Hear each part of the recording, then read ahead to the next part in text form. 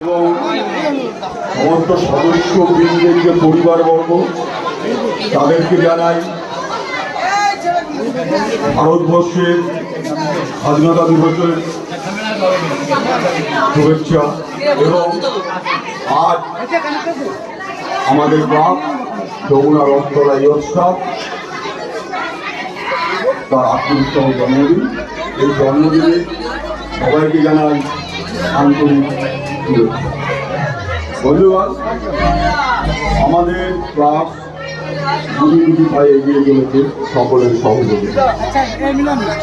আপনারা আমাদের ক্লাবের প্রতিটি কার্যকলাপ দুহাত করে সম্পাদন করেছেন। আপনারা